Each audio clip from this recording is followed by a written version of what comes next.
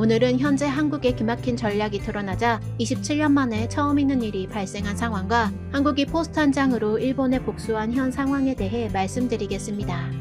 국제학술지 네이처가 한국의 과학기술이 정부 주도의 톱다운 방식에서 연구자 중심의 기초 연구로 전환하고 있다고 분석했는데요. 지난 27일 공개한 네이처 인덱스 2020 한국 특집호에서 한국이 연구와 체계적 개혁, 인재 유치에 대한 투자를 통해 혁신의 글로벌 리더로 발돋움했다고 평가했습니다. 네이처 인덱스는 자연과학 분야의 세계 상위 82개 저널에 게재된 논문을 기관과 국가별 논문수, 공유수로 분석해 순위를 결정하는데요. 저널에 발표된 연구 논문의 기여도를 분석해 기관과 국가별 논문의 저자 비율을 토대로 순위를 매깁니다.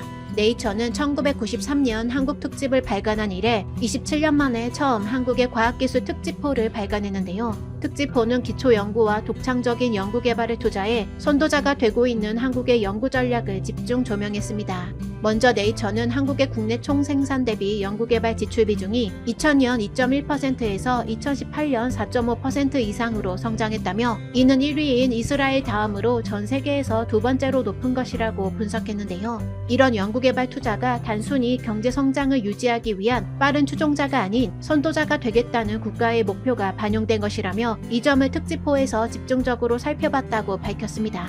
그리고 우리나라는 정부 주도의 응용 연구를 통해 반도체와 무선통신에서 세계적인 국가로 발돋움했다는 평가를 받았는데요. 지난 10년간은 이런 응용 연구 중심에서 벗어나 기초 연구에 투자해야 한다는 공감대가 이뤄졌습니다. 경제 성장에 필요했던 빠른 추종자 정책에서 선도자가 되기 위한 노력이 필요하다는 것인데요. 한국 정부는 이를 위해 연구자 주도의 창의적 연구 지원을 강조하기 시작했습니다. 최근 정부는 연구자 중심의 기초연구 예산을 2025년까지 2조 5천억 원으로 늘린다는 계획을 세웠는데요.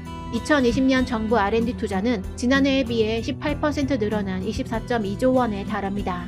특히 한국 전체 R&D 비중의 4분의 3을 차지하는 민간 부분에서는 삼성과 LG 등 주요 대기업의 기초연구 투자도 급증했는데요. 이에 대해 염항웅 국가과학기술자문회의 부의장은 네이처 인덱스와의 인터뷰에서 산업계가 더 많은 박사급 연구자를 요구하고 있다며 투자의 관점에서는 이보다 더 나을 수 없다고 말했습니다. 그리고 네이처는 기초과학에 대한 한국의 투자가 여러 변화를 가져왔다고 평가했는데요. 한국은 지난 4년간 논문 공유 횟수로 측정한 고품질 연구 생산량에서 꾸준히 상위 10개국에 들었다고 분석됐습니다. 특히 최근에는 중국과의 협력이 크게 성장해 일본을 제치고 한국과 가장 많이 공동연구를 한 국가가 됐는데요. 참고로 한국의 제일 공동연구 파트너는 미국입니다. 그리고 한국은 2017년 이후 해외 연구자가 국내로 유입되며 다양성과 생산성이 높아지고 있는 것으로 나타났는데요. 이들 연구진은 국내 다른 분야 연구진에 비해 연구 생산성이 50% 높은 것으로 분석됐습니다. 이뿐만 아니라 국가 간 인적 교류도 활발해지면서 고립된 연구 환경에서 벗어났다는 평가를 받았는데요. 네이처 인덱스에 의하면 최근 3년간 한국으로 유입된 해외파 연구원 비율은 4.3% 이상으로 세계 평균치를 웃도는 상황입니다. 이에 대해 데이비드 스윈뱅크스 네이처 인덱스 개발자는 한국의 톱다운 계획은 정부, 학계, 산업계 간의 강한 유대를 구축하여 정보통신 기술과 혁신 분야에서 세계적 리더가 될 수 있게 했다고 평가했는데요. 그러면서 그는 톱다운 방식의 좋은 예로 한국이 진단키트를 신속하게 개발해 생산한 점을 들었습니다. 그리고 전후의 경제과학 발전으로 증명된 창의성과 결단력은 앞으로 더 큰 성공을 향해 나아갈 것이라며 한국이 빠른 추종자에서 선도자로 전환하는 것을 목표로 응용 연구뿐만 아니라 기초 연구를 지원하는 정부의 추진 계획을 보는 것은 상당히 고무적이라고 평가했습니다. 다음은 한국이 포스트 한 장으로 일본에 복수한 현 상황에 대해 말씀드리겠습니다. 서경덕 성신여대 교수는 지난 29일 일본의 주요 내각과 장관들의 트위터 계정에 독도는 한국 영토라는 사실을 알리는 일본판 포스터 파일을 보냈다고 밝혔는데요. 이는 일본 정부가 독도를 다케시마로 표기하고 알고 계시나요라는 제목의 포스터를 제작해 도쿄 지하철역 등에 부착한 것에 항의하기 위해서입니다. 이 포스터는 내각관방 사이트에서도 홍보되고 있는데요.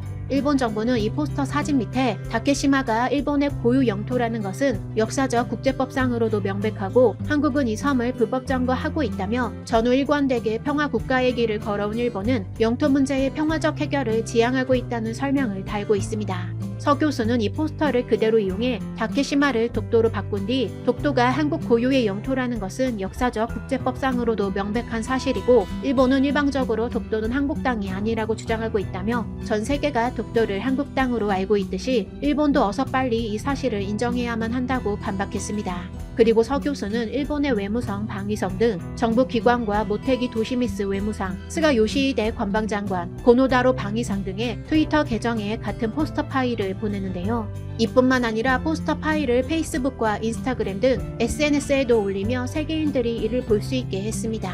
이같이 일본의 도발에 지혜롭게 대처하는 서경덕 교수님처럼 앞으로도 한국인들은 일본의 도발에 쉽게 넘어가지 않을 것입니다. 여러분의 구독과 좋아요는 콘텐츠 제작에 큰 힘이 됩니다. 프렘프씨 영상을 다 보시면 오늘도 재밌는 세계 소식을 정리해 푸쉬뉴스에 올려두었으니 많은 시청 부탁드립니다. 안녕하세요, 프렘프씨입니다. 28일 일본을 조롱하는 삼성전자라는 이슈로 한 광고가 네티즌들의 주목을 받았습니다. 일본의 한 방송국에서 한 This is a pen 실험과 고이즈미 환경상이 UN 환경회의에서 한 펀, 쿨, 섹시 발언을 조롱했다는 것입니다. 삼성전자가 일본을 깠다, 삼성은 일본을 완전 포기했다, 역시 삼성이다 등으로 화제가 되었습니다. 그러나 일본의 두 사건을 희화화한 것은 맞지만 삼성전자가 광고를 제작한 것은 아닌 것으로 알려졌습니다. 삼성전자 제품을 판매하는 리셀러 기업이 이슈가 될 것을 감안해서 만든 것이었습니다. 이 사실은 일본에도 소개가 되었습니다. 실제는 삼성전자가 아니라고요.